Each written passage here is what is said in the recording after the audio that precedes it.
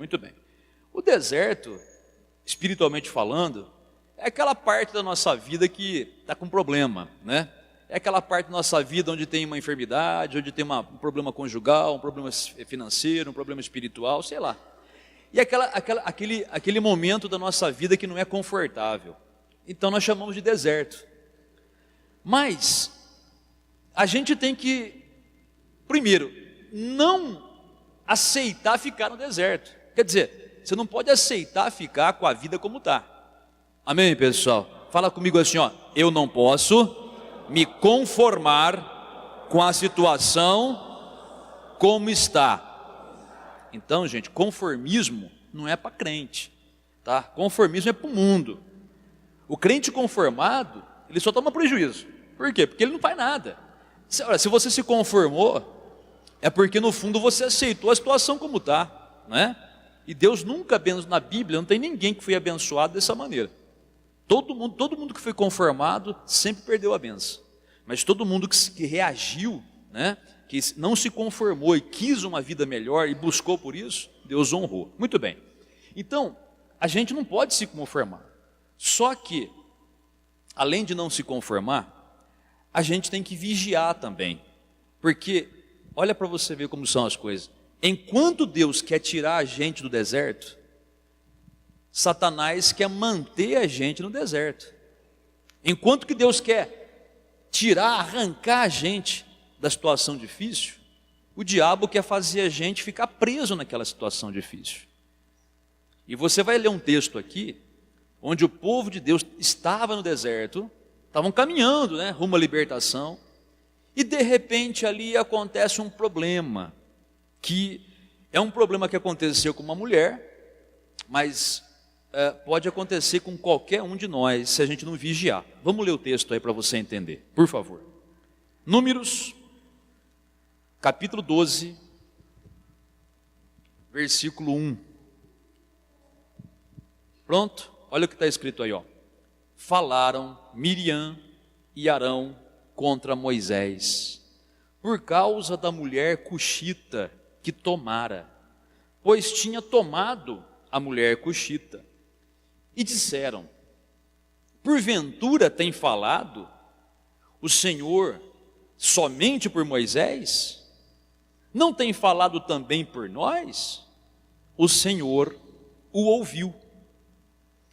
Era o varão Moisés, muito manso, mais do que todos os homens que havia sobre a terra. Logo o Senhor disse a Moisés, e a Arão e a Miriam, vós três, saí à tenda da congregação. E saíram eles três. Olha para cá, por favor. A linguagem pode ser um pouco antiga, talvez você não tenha entendido, mas é o seguinte, esses três eram irmãos, Arão, Moisés e Miriam, eram irmãos de sangue.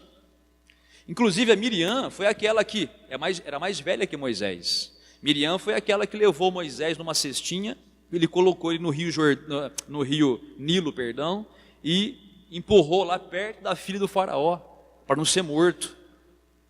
E muitos anos passaram, estavam os três junto com o povo no deserto. Então estavam lá o Moisés, o Arão e a Miriam. Repito, os três eram irmãos. Só que o líder do povo, quem era? Moisés. Moisés era quem Deus levantou para conduzir o povo.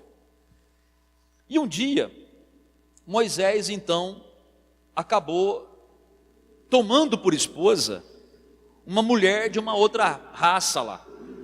Mas isso era um problema de Moisés. Não era problema do Arão, que era irmão dele, não era problema da irmã dele, era um problema dele. Mas a Miriam, e ela acabou influenciando o outro irmão que era o Arão, começaram a falar mal do Moisés. Gente, isso aqui tem muito hoje em dia. Sabe, as pessoas, elas querem meter o dedo na vida dos outros. Não é assim? Sim ou não, gente? E infelizmente muito crente também quer meter o dedo na vida alheia. Sabe, se o crente está fazendo uma coisa, vai criticar. Se está fazendo outra, vai criticar. Se está fazendo, vai criticar. Você tem que entender que a crítica, ela pode ser uma porta para o diabo entrar. Veja, você tem que pensar e fazer como Paulo, o apóstolo, fala. Ele fala assim, ó, cada um cuide do que é seu. Se o irmão está pecando, é problema do irmão. Se ele está fazendo coisa errada, é problema dele, não é problema meu. Se você errar e quiser viver no erro, é problema seu. A minha parte é te aconselhar, se você quiser, porque se você também não quiser, o que eu posso fazer? E a minha parte é orar por você. Fora isso, eu não tenho, a vida é sua. Você decide como você quiser viver. E você é responsável por si. Assim como também, você não pode ficar querendo dominar a minha vida, né? Querendo decidir como eu vou viver ou como não vou viver. Porque se eu estou vivendo certo, Deus está vendo. E se eu estou vivendo errado, Deus está vendo também, e eu vou pagar caro. Então a Bíblia ensina que a gente não pode, como crente, ficar olhando para a vida dos outros, criticando a vida, porque cada um tem a sua própria vida. Amém, pessoal? Entendeu? Sim ou não? Não importa. E muitas vezes, olha só, muitas vezes, a pessoa, ela critica sem saber o que está acontecendo. Ninguém pode criticar. Você nem sabe o que está acontecendo, já quer criticar? Não pode. Se você vê alguma coisa, você simplesmente fica quieto. Porque se for coisa errada, mas vai aparecer. E se a pessoa estiver honesta, acabou, morreu o assunto.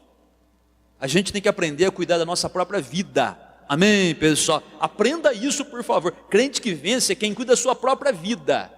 Não é crente ficar olhando a vida alheia, a vida do outro. Deixa os outros em paz. Viva a sua vida. O apóstolo Paulo fala isso daí. Segunda coisa, Moisés era um homem de Deus. E aí é pior ainda, né?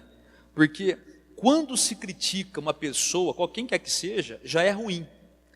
Quando há crítica contra um homem ou uma mulher de Deus, aí a coisa pesa.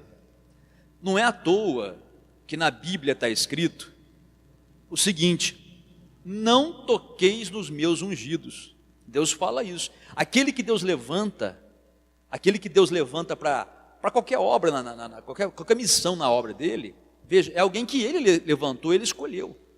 Então, você nunca toque no ungido de Deus. Você nunca queira criticar uma pessoa que Deus está usando. A pessoa que Deus está usando, porque é ser humano, ela pode até vir a errar. Como aconteceu, por exemplo, com Saul, o rei Saul. O rei Saul, gente, foi Deus que levantou. Foi Deus que escolheu ele para rei de Israel. E o Saul errou também. Infelizmente ele errou. E certa vez, porque errou e não se consertou, ficou endemoniado. Porque ficou endemoniado, quis matar o Davi. E o Davi, certa ocasião, ele até teve a oportunidade de matar o rei Saul. Até teve, se ele quisesse, ele matava, facinho. E dali uns dias o rei Saul ficou sabendo. E o rei Saul perguntou de longe assim para o Davi, né? Porque o rei Saul estava perseguindo o Davi. O Saul perguntou assim: você podia ter me matado e não me matou, por quê? Sabe o que o Davi respondeu? Ele falou assim: ó, quem sou eu para tocar no ungido do Senhor? O Senhor tentou me matar, mas quem sou eu? Mas foi Deus que levantou, então quem sou eu para tocar no Senhor? Quer dizer, se o Senhor tiver que dever alguma coisa, o Senhor acerta com Deus. Por isso que o Davi foi abençoado, porque mesmo tendo motivo para falar de Saul, ele não falou. Mesmo tendo motivo para matar o Saul, ele não matou. Ele fez o papel dele, de homem de Deus. Então hoje, muitas pessoas, o que acontece? Elas perdem as suas bênçãos, porque ficam criticando, acusando, falando. Quando é do mundo, a gente até entende. Isso não tem dúvida, né? Porque o mundo persegue a gente mesmo. O mundo não quer nem saber, o mundo lasca o pau.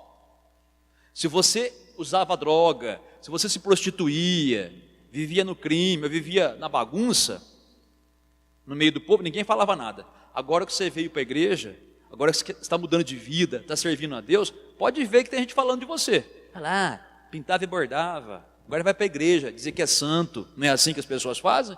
É assim. Enquanto estava no forró, ninguém falava nada. Enquanto estava na prostituição, ninguém falava nada.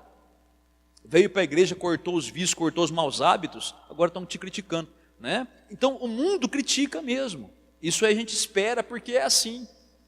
Agora, é doloroso a gente ver crente criticando crente, né? Crente criticando o crente. Às vezes você vai trabalhar no teu serviço tem gente do mundo lá. E a maioria do mundo, né? E a maioria, porque do mundo, começa a criticar a igreja, começa a criticar o pastor, começa a criticar o obreiro, começa a criticar membro da igreja. E você fica ouvindo aquilo ali. Primeiro, não ouça, corta, porque não vai te fazer bem. Segundo, se você ficar ouvindo, você vai se contaminar. Aí você vai começar a falar também, a criticar também. E aí que entra o problema.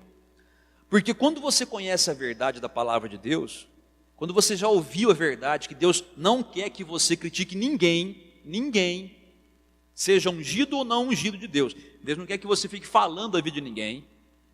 Quando você conhece a verdade da palavra de Deus, que Deus fala para você orar pelos teus inimigos e não persegui-los e não amaldiçoá-los, você sabe de tudo isso, mas faz o contrário, aí que a coisa pesa para o seu lado.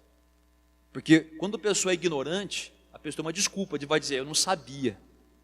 Mas quando a pessoa ela conhece a verdade e não vigia e faz isso, aí Deus, o que ele pode fazer, né? Ele não tem como impedir o demônio de chegar.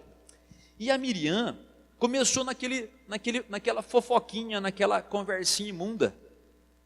Porque Moisés não sei o que tem, porque Moisés não sei o que tem, porque Moisés escolheu uma mulher para ele. É problema do Moisés, pô.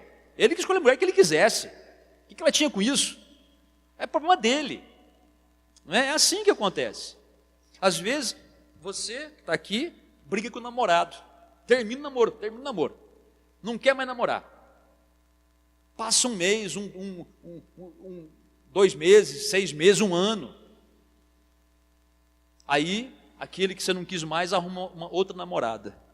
Aí você começa a criticar ele. Lá, arruma outra namorada. Mas o que tem? Você não separou? Você não largou? Deixa o homem em paz. Para de ficar perseguindo. Para de falar dele. Você não escolheu. Você tem que falar assim, que seja feliz em nome do Senhor Jesus. E não ficar com dor de cotovelo. Fica achando ruim. Está livre, tem todo o direito. Que faça o que bem achar melhor da vida dele. Você não pode ficar criticando porque ele fez isso, fez aquilo, escolheu um, escolheu outro, problema dele. Aprenda a viver a sua vida. E a Miriam começou. Depois ela acabou contaminando o irmão, o Arão. Arão, você viu nosso irmão Moisés? Lá, e que pronto. Deus ouviu.